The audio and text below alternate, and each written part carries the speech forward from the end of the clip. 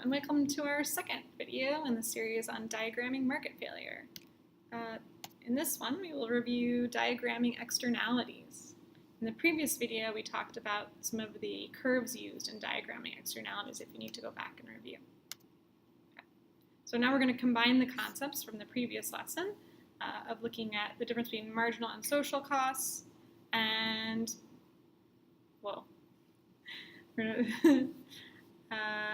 private and social costs and private and social benefit.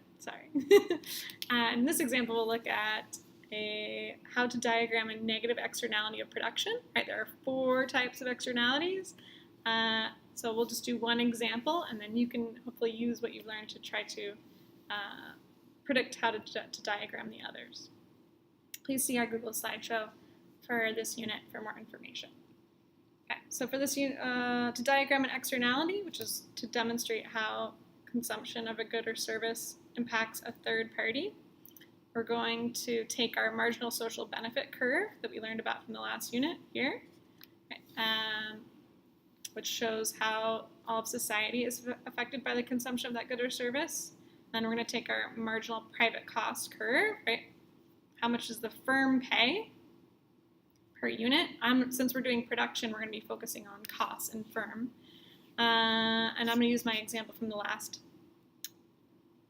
unit, which is this factory here, which I'm going to say it's making tires. It can make anything that's causing some kind of negative externality, maybe of some type of pollution. So how do we show that this factory or firm is harming society? Well, we can separate on this diagram from the cost of the firm, and then above it here, we're going to have the cost of society, right? So for every unit of output from this firm, right, there's a distance between the marginal private cost of the firm and how much society pays for their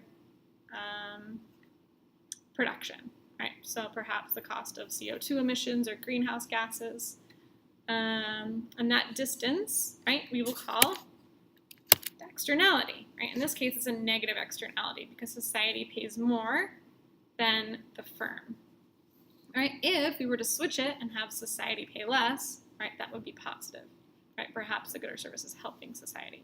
So for here, we can show, right, the distance between these two curves, right, is how much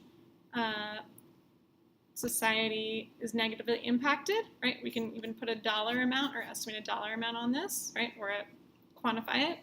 And we can also look at what quantity would society ideally want us to be consuming, the distance between where we're actually producing, right, our equilibrium price and quantity here at PEQE, and the optimal, socially optimal, when you can see where the social cost curve and the social benefit curve meet, that's where society wants you to be producing. Right, so here it will be the quantity Q1. And this orangey triangle here is our welfare loss, right? Similar to deadweight loss, it's that always a triangle, and it's always pointing towards a socially optimal quantity, right? So for this case, the triangle is pointing less. It wants, opposite. Oh, okay. It wants fewer, right, of these goods produced because for every one produced, it's impacting the society in a negative way. Any questions? Okay, so we have the firm producing at QE, right? This is where the equilibrium price and quantity is. They're not producing at the socially efficient output of Q1, right?